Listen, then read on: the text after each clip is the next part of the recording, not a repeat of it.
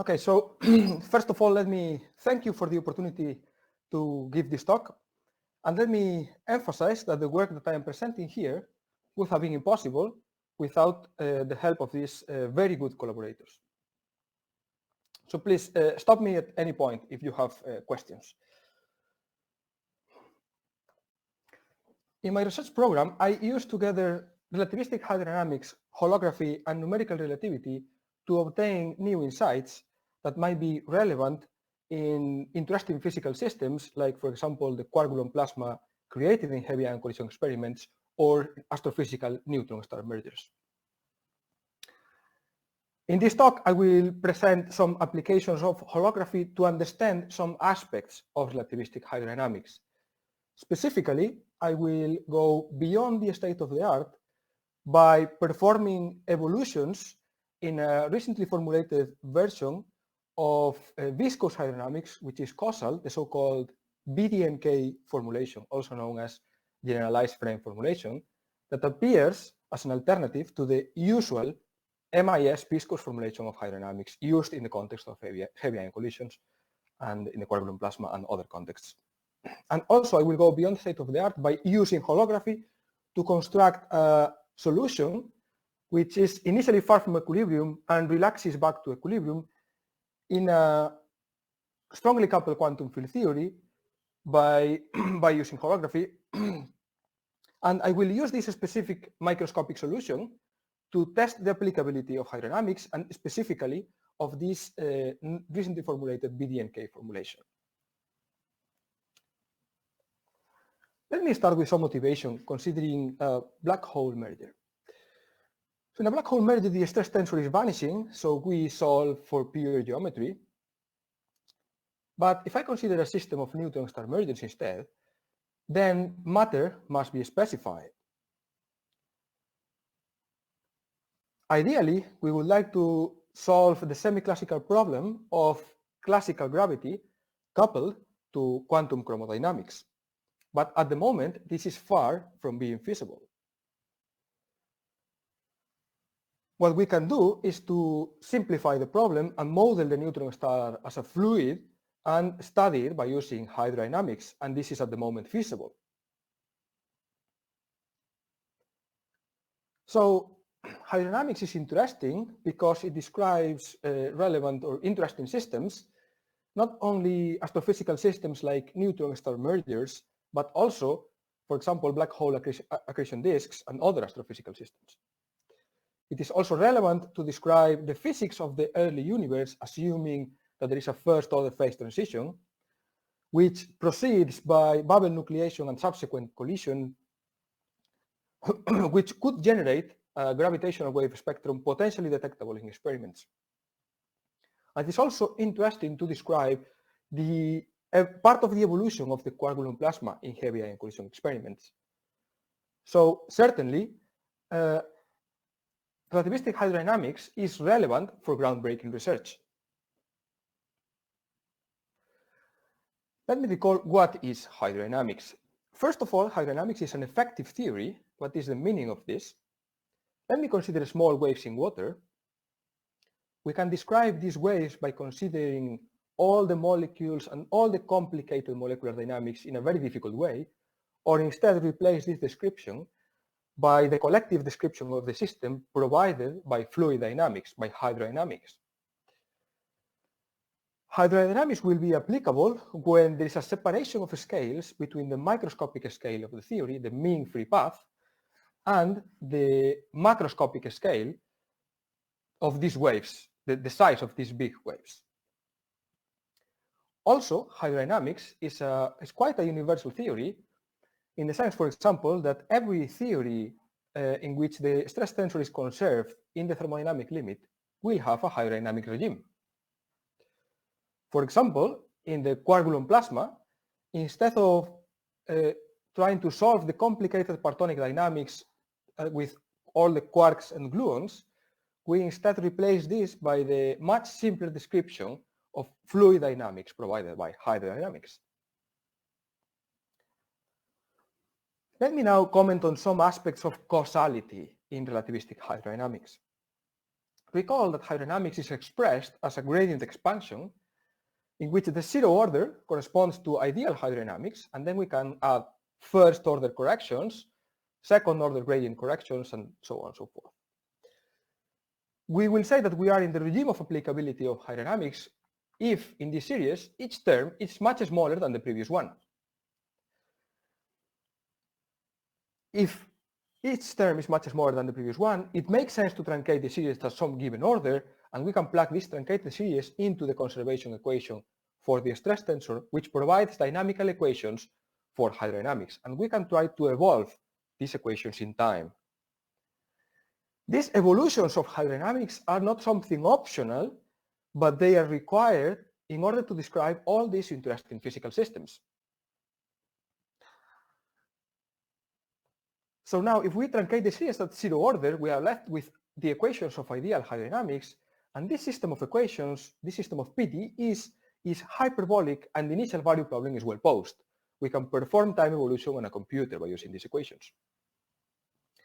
However, if we now include first order corrections and plug this expression into the conservation equation, the resulting PDEs are not hyperbolic, and the initial value problem is not well posed. If we try to put this on a computer, try to evolve these equations, the code will immediately crash. But we also know that viscous terms are important, for example, are very important in the physics of the quark-gluon plasma. So how is this issue addressed in practice?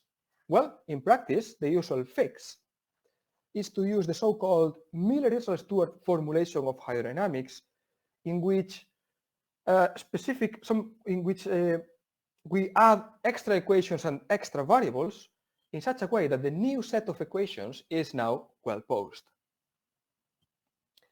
But MIS formulation is not unique, and there are several variants, for example, BRSSS, DNMR, divergence type theories, and all these theories are based on the same principle of adding extra equations and extra variables.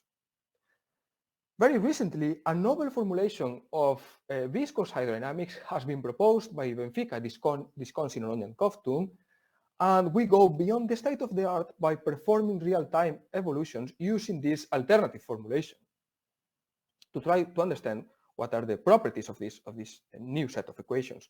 And we will compare these evolutions with evolutions in the usual MIS formulation, and also I will compare these evolutions to evolutions of a microscopic theory obtained using holography. So let me present in a bit more, with a bit more of detail these BDNK equations. Let me for simplicity consider a conformal theory in 2+1 dimensions. If we plug the constitutive relations of ideal hydrodynamics in the conservation equation, as I said, we obtain a hyperbolic system of equations. Now, if we include first order terms, then hyperbolicity is lost. So in these MIS formulations, what is usually done is so the idea of these formulations is to consider terms now not only up to first order, but also up to second order ingredients. And now an important step is to promote this pi, this viscous tensor, to be a new variable, and this equation to be a new equation, in such a way that now the new set of equations is hyperbolic. Now, what is the idea of this new set of BDNK equations? Let me consider now again first order hydrodynamics, but now without specifying the frame. I will tell you in a second what is a frame. And now let me include all possible first order terms compatible with Poincare symmetry and conformal symmetry. And we can specify what is the set of terms compatible with Poincare symmetry. And here we have some extra terms, these two terms. So now, what is a frame? A frame is a specific freedom when choosing the out of equilibrium variables, energy density and velocities, when we include first order terms. We can redefine this quantity, so this is a field redefinition up to first order. So choosing a frame is choosing this freedom. Specifically, for the Landau frame, we choose this freedom this freedom is specified by these two constants, A1 and A2, and for the Landau frame, we fix them to be 0, but for a general frame, they are non-zero. Now, the novelty of BDNK is to realize, because this is something very, very well known from Landau's book, so this is very old, but the novelty of BDNK is to realize that by choosing a frame within this specific set of frames where the Landau frame is not included, then this set of equations is hyperbolic without the need of adding extra equations or extra variables. So now I will perform evolutions using these equations. Let me motivate now the use of holography, first starting by the physics of heavy ion collision experiments. Recall that in heavy ion collision experiments, specifically in the description provided by hydrodynamics, first order terms can be as large as a 20-30% compared to ideal terms. This means that we are getting slightly away from the regime of applicability of hydrodynamics, so we start exploring the UV of the theory. So in doing some analogy, we would like to explore the nonlinear and far from equilibrium regimes of the BDNK equations, and for comparison also of the usual MIS equations that are used to describe this quark-gluon plasma. So for this reason, I will use holography. And let me motivate a little bit more holography and explain the aspects of holography, or how I will use holography to try to understand these specific aspects of the quark-gluon plasma and relativistic hydrodynamics. So holography, first of all, turns out to be an excellent framework to study the applicability of hydrodynamics for a very important reason. It allows to obtain the dynamical evolution of a solution which is initially far from equilibrium and relaxes to equilibrium in strongly coupled quantum field theories from first principles. And moreover, in holography, we can compute the hydro coefficients that are required to compare the holographic evolution, the microscopic evolution, with relativistic hydrodynamics. So this makes holography a especially useful framework to test the applicability of hydrodynamics. And let me motivate a bit more holography from the point of view of QCD. By asymptotic freedom, so let me consider a cartoon of the QCD phase diagram. By asymptotic freedom, QCD is weakly coupled at large energies or large temperatures, but if we lower the temperature up to the order of the crossover transition temperature, then QCD is not weakly coupled, and so the traditional perturbative techniques have a very limited applicability. Another famous first principles tool in QCD is lattice QCD, which has been very successful obtaining some observables at vanishing or near vanishing chemical potential. This quark-gluon plasma was reproduced in heavy ion collision experiments both in RIC and LHC. And as I said, hydrodynamics describes part of the evolution of the quark-gluon plasma, and this is important, for example, because it allows to understand that QCD is not weakly coupled in this region of the phase diagram. But in this regime, perturbative QCD has a very limited applicability because QCD is not weakly coupled, and lattice QCD has a very limited applicability because it's not well suited for out of equilibrium physics. It is at this point when holography becomes very useful, because holography allows us to study strongly coupled quantum field theories, and we can study those theories not only at equilibrium but also out of equilibrium. However, we are far from knowing what is the holographic dual of QCD. And even if we knew it, this would be a quantum string theory when computations could be possibly very difficult. So the purpose of my research is not to do precision holography, but instead to obtain qualitative aspects, general insights. For example, is hydrodynamics applicable under these specific conditions? And this kind of statements might be general enough that may apply into the physics of the quark-gluon plasma or other interesting physical systems.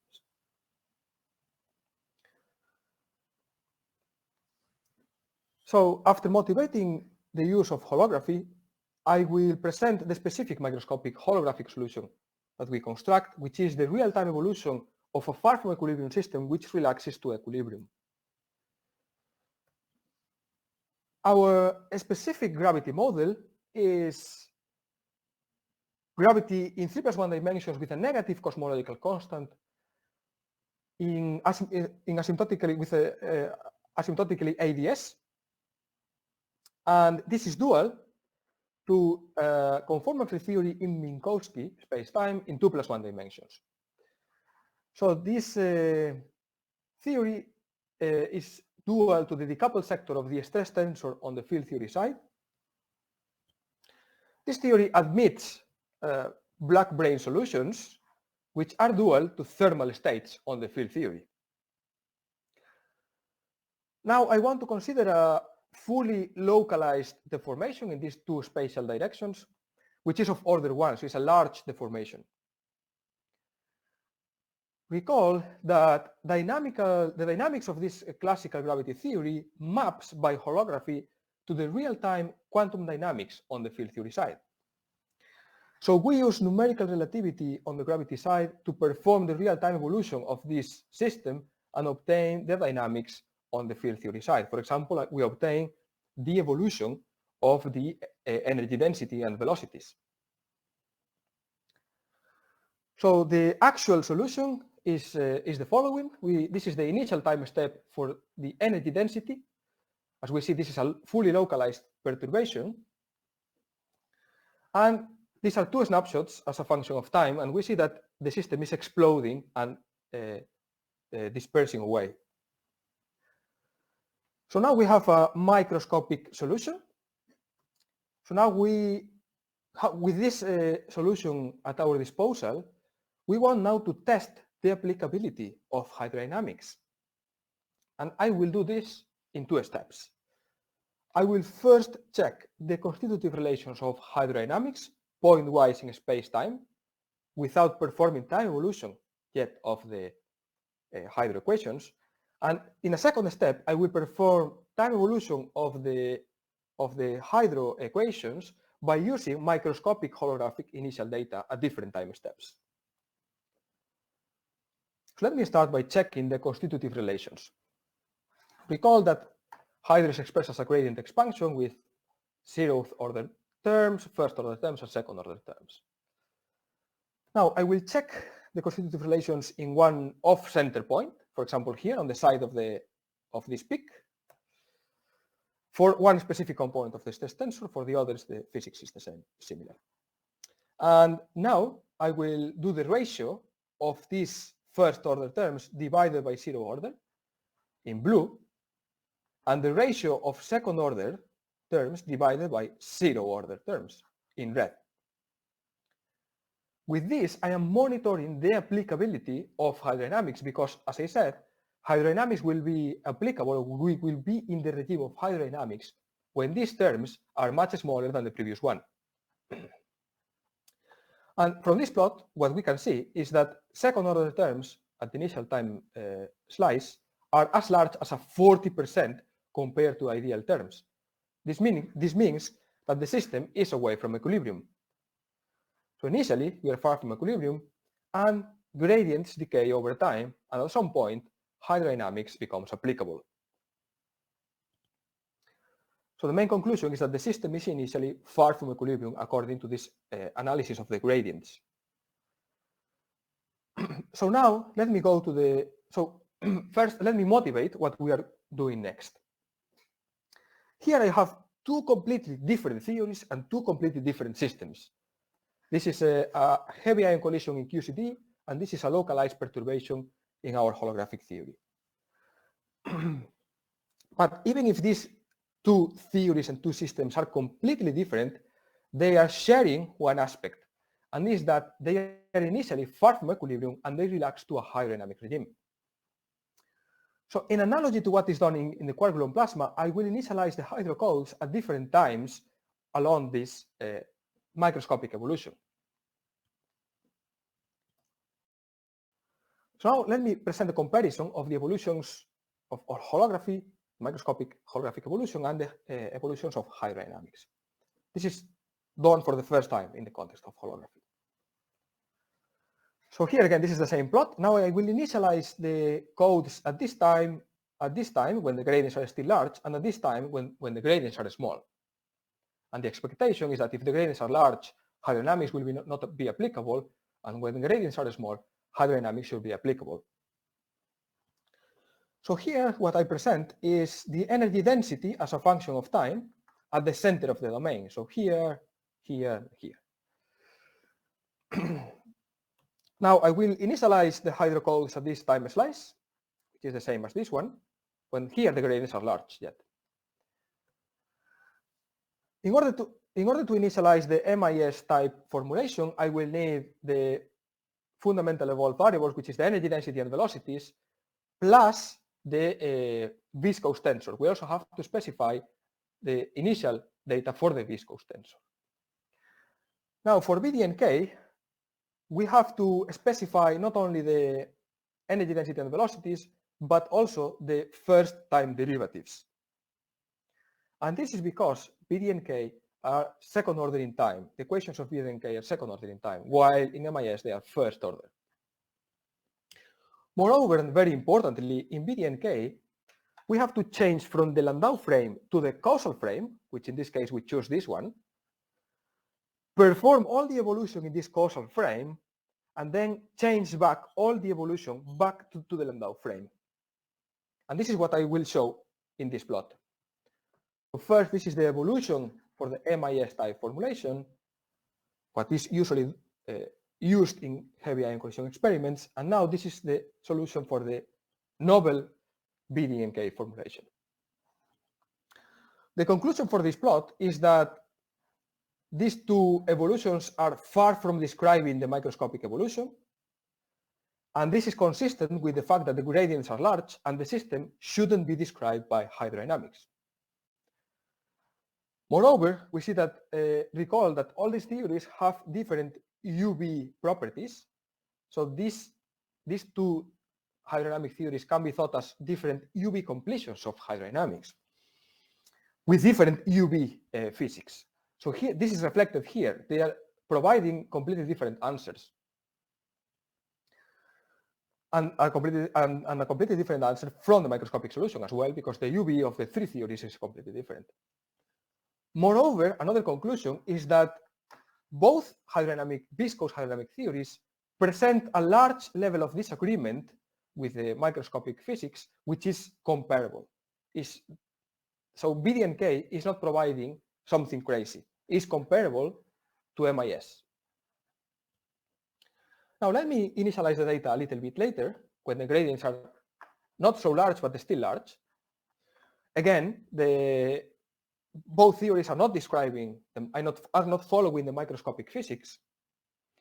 And if finally I initialize the data here, when the gradients are small, so at a later time, then we find that the two theories follow the evolution of the system in the full domain within some small percent. So the system now turns out to be well described by hydrodynamics. So the conclusion is that hydrodynamic evolutions provide a similar set of conclusions as checking the constitutive relations. Here, hydrodynamics is not applicable, and at late times, hydrodynamics is applicable in a way which is comparable to the size of which is given by the size of the gradients. Okay, so the main conclusions are that we perform real-time evolution of a system, of a holographic system, which is initially far from equilibrium and relaxes back to equilibrium, which is the black line here. And we compare with hydrodynamic evolutions in these two viscous causal theories of viscous hydrodynamics, and we initialize the code at different times in analogy to what is done in the physics of the quark-gluon plasma. And we find that when the gradients are large, hydrodynamic theories are not providing a good description of the system as expected, and when the gradients are small, they are providing a good description of the system. And also we have very importantly, we have provided the first physical steps to try to understand this BDNK formulation by comparing with this microscopic solution. And we find that BDNK provides a physically sensible description of the system in the hydro regime and is compatible with MIS when we are in the hydro regime, and when we are outside the hydro regime. Still, it is not providing a crazy solution, but it is providing something which is at the same level of disagreement as MIS.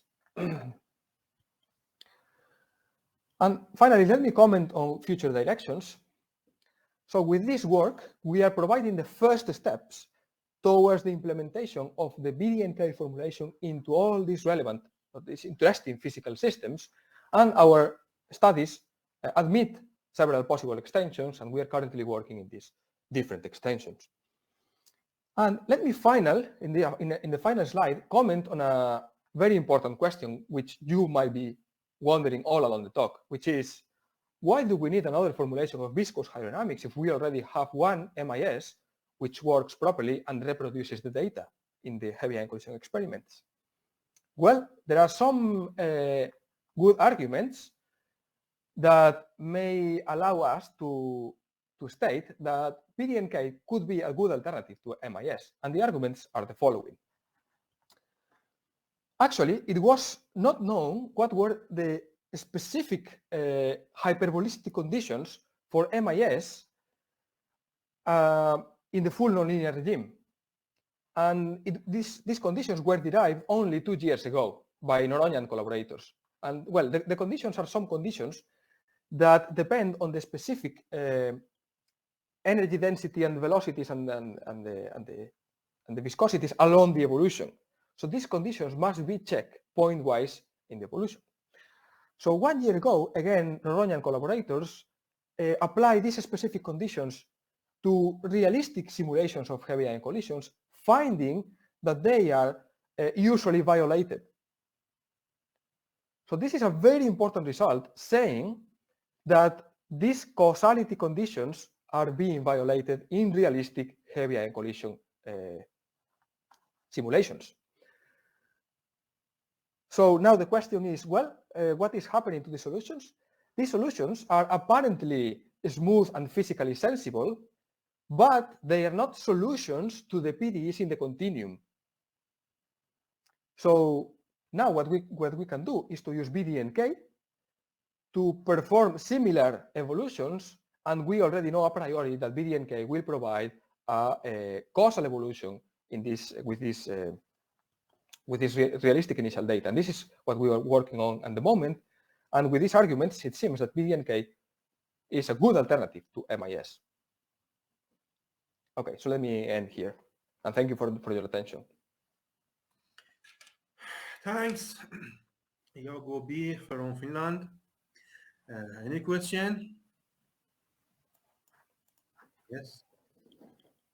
Jose. Hi, thanks for your nice talk. It seems that for your initial conditions, then it's clear the physics is not, it's at non-equilibrium, yes? Then I expect that this BDNK should not work. I mean, this is not for, this is gradient expansion. Then I expect that a little bit changing the equilibrium, it would work. Then I didn't understand then what you put it, the initial condition at the beginning. At the beginning, it is far from equilibrium. Yes, exactly. So I put the condition at the beginning because we already know that it is far from equilibrium, and we already know that the hydro description will fail. So we want to understand how it specifically it fails. And the second reason is that in heavy ion collision experiments, what they do is in the heavy ion collision, the system is initially very far from equilibrium, and at some point it becomes described by hydrodynamics. So the idea is to perform evolutions at different time steps to check up to at which time it starts being described by hydrodynamics. Okay, so we, in some sense, we are repeating this procedure here in this holographic setup. Yeah, I understand this part, but when you're comparing this part with the gradient expansion that by Jorge Noronha, I don't understand why you compare this, because before the calculation, it seems that it's clear that it should not work there. The first term is a perturbation and comes from gradient expansion. Then if you put the far from equilibrium, it should not work. I mean, before the calculation, is that clear? Yes, but another important point obtained from heavy ion collision experiments is that it is known that hydrodynamics describes the system even if gradients are slightly large, let's say 20-30%. This is the so-called unreasonable success of hydrodynamics. So if MIS is working when gradients are slightly large, then we expect that BDNK will also work in this regime. Does this answer the question? But none of them are working, as you showed in the plot, yes? Working, so first of all, heavy ion collision is a completely different system than my system. In my system, there is no unreasonable success. So in my system, hydro applies when it should apply. But in heavy ion collisions, which is a completely different system and theory, it turns out that it applies slightly before it should apply. The meaning of this is that the people is able to reproduce the experimental data even if gradients are not small and the hydrodynamics theory is not well within the regime of hydrodynamics. Okay. Okay, and the numerics that you used is a spectral method to solve the Einstein equations? It was a spectral method? Well, you mean for numerical relativity? Yeah. We use the generalized harmonics. So we used first of all, we use a Cauchy formulation for solving the Einstein equations, and we use the generalized harmonic gauge. Oh, then it is different from this method, yes? The spectral. Yes. This is the expansion by Chebyshev polynomial, actually. Yes. Yes. But your approach, you did the same approach? But that is the numerical method that you implement. But yes, yes. I see. Okay, thanks. Okay, Emmanuel has a question. Yeah. Oops. Hi. Can I ask a question? Can you hear me? Yes, I can hear you. Okay, very good talk. Actually, I want to ask the following. Since you showed the correspondence between Einstein gravity and conformal theory at the gate side. So my question is, if we consider modifications of that, so either in the hydrodynamic description, are you getting any modification on the other side? And on the contrary, if you adding on the gravity side some extra terms, corrections on Einstein gravity, are you getting interesting corrections in the Gates theory side? Yes. So you could modify here some things and obtain some the corresponding modifications on the Gates theory side. For example, what you could do is to consider a real scalar field plus a potential for the scalar with a specific form of the potential, and this would correspond to a non-conformal theory. So you could have you would obtain an RG flow that and in this theory would be you will have a flow that goes from a conformal field theory to for example to another conformal field theory in the infrared, and you could study non-conformality properties, and then for this you need to extend, if you want to understand the applicability of hydrodynamics in this case, you need to extend hydrodynamics to include also the non-conformal terms. This is one example. But yes, for instance, in that expression, if you consider r plus r squared in the gravity side action, then what will be the correspondence in the upper case? That is a generalization that goes in the direction of adding alpha prime corrections. So in holography, you could this is, let's say, the 0th order, but you could add alpha prime corrections, and then you will have, let's say, higher order terms in gravity. But we want to do numerical relativity and obtain the real-time evolution of a system.